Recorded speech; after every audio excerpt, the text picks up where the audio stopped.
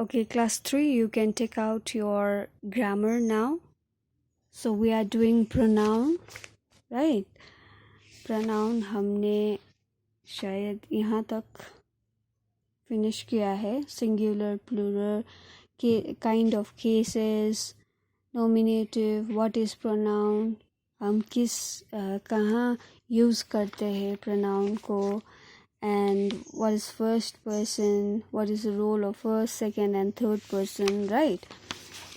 Okay, I hope you understood. So today please take out page number 32. Today we'll start from demonstrative pronoun. Okay, so demonstrative pronoun is that demonstrative का मतलब क्या है? Demonstrate करना, ठीक है? जैसे कि ये पेंसिल है, मैं आपको बता रहा हूँ कि पेंसिल है, ये पेंसिल जो है आपको बहुत काम आएगी. क्यों? क्योंकि ये पेंसिल लिखने के लिए, ठीक है? ये इसका यूजेस क्या है, ये हम अच्छे से लिख सकते हैं, है ना? सो क्या कर दिया इसका मैंने डेमोन्स्ट्रेट, ये मैंने आपको दिखाया है. दिस इज़ एन ऑब्जेक्ट, ये एक ऑब्जेक्ट है जो मैंने आपको दिखाया और इसका यूजेस भी बताया है ना? जैसे कि this is my pencil and this is my pencil. I can write with my pencil, right? Okay, so a person which is used to point out the object to which it refer is called a demonstrative pronoun. So as I told you, demonstrate करना है. ये this is my pencil, ये मेरा pencil है ना? and this is my book, right? so ये मेरा pencil है, ये मेरा बुक है, ऐसे करके जब हम किसी ऑब्जेक्ट को बताएंगे दिस इज माई पेंसिल, तो ये क्या दिस THIS दिस जो होता है वो क्या होते हैं? Demonstrative pronoun. Okay, example you can see this is a book. So यहाँ पर दिस क्या है? THIS दिस क्या है? ये डेमोन्स्ट्रेटिव प्रोनाउन है. Okay, this is my book, ये मेरा बुक है ना? These, so this THIS this, यहाँ पर एक ही क्या है? बुक है. यहाँ पर सारा एक से बढ़कर ज़्यादा है ना? And more than one. So यहाँ पर एक है तो हम क्या यूज़ करेंगे? This is a singular form. Okay, THIS is a singular form. एक, खाली एक में हम यूज़ कर सकते हैं. सो दीज का मतलब क्या है? बहुत सारा. Okay, these are books. Next is that. अगर एक है और आपसे बहुत दूर है तो हम क्या बोलते हैं? दैट. ये बहुत दूर है, ये पेंसिल मेरे से बहुत दूर है, तो दैट. एक ही है, पेंसिल एक ही है, तो मैं क्या बोलूँगी उसे? That is my pencil. Okay, अगर मेरे पास एक से बढ़कर पेंसिल हो तो मैं क्या बोलूँगी? Those. Okay, so over here that is a balloon. Okay, that is a balloon. So this is singular form and this is plural form. Okay, जब भी ये जो नज़दीक में है आपका, ठीक है? जैसे कि बुक आपका नज़दीक में है, ये बुक वगैरह एक है तो दिस यूज़ करेंगे. अगर एक से बढ़कर है और आपके आगे है, पास में है, तो दीज. ओके, और कुछ ऑब्जेक्ट आपके दूर है, ठीक है, लेकिन एक है, तो दैट. दूर है लेकिन बहुत सारे है, तो those. Understood the differences? Okay, in the above sentence these, that and those are used to point out the objects and object to which they refer. They are demonstrative pronoun. So this is books, books, balloon are non-living things, right? These were the object. Yeah, these were the objects. So ये जो भी objects हम use करते हैं और उसको refer करते हैं उसको क्या बोलते हैं? Demonstrative pronoun. Understood? Okay, next is interrogative pronoun. Interrogative का मतलब क्या है? We use to ask question. Okay, interrogative मतलब इन्वेस्टिगेट करना, क्वेश्चंस पूछना. ठीक है. Interrogative pronoun. A pronoun which is used to ask a question is called an interrogative pronoun, which is used to ask a question. That is interrogative. जैसे कि तुम्हारा नाम क्या है? What is your name? Which is your favorite color? Where do you live? जैसे कि ऐसे question वगैरह होते हैं उसको क्या बोलते हैं? Interrogative. You can say sentence.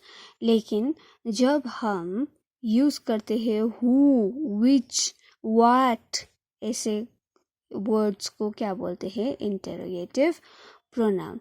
Example आप यहाँ देखो. WHO, who are you? आप कौन हो? Which is your bag? आपका बैग कौन सा है? Whom do you like? आप किसको पसंद करते हो? What do you want? आप क्या चाहते हो? So ये सब क्या है? क्वेश्चंस है. And what, whom, which, who, all these are what? Interrogative pronoun. Okay. In these sentence, the words who, whom, which and what are used as pronoun. So these were the pronoun. Since these pronouns are used to ask question, they are interrogative pronoun. So ये जो भी word है who, which, whom, what, where, okay, why, ऐसे क्या है? Interrogative pronoun. Okay. Pronoun have gender too. Now pronoun have gender. Okay, gender का मतलब क्या है? Which is, so gender means that person, whether that person is male or female, you have to recognize that. Yeah, so pronoun also have a gender. Okay, I, me, mine, we, us, ours, you, yours are used both for male and female. They are of common gender. So as we know कि we का मतलब क्या है? हम सब. We is all together, right? उसमें mail खाली mail नहीं आता है, खाली ये आदमी लोग नहीं आता है, औरत लोग नहीं आता है. It's a common gender. Me, okay, ours, we, us, yours सभी किस में आता है? Common gender. Next is he, him, his. He, him, his denotes as a male. So male जो पुरुष होते हैं are used for male only. They belong to masculine gender.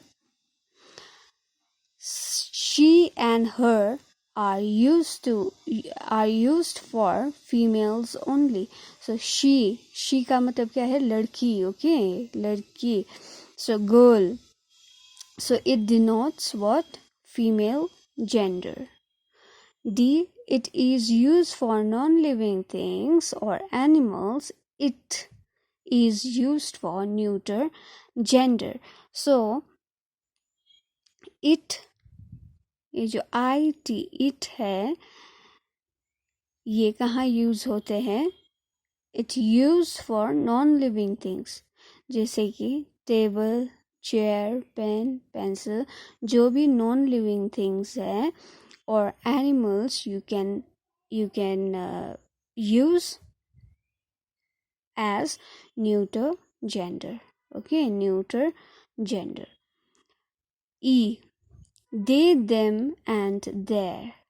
They, them and their, वहाँ उन लोगों का, is used for male, female animals as well as non-living things.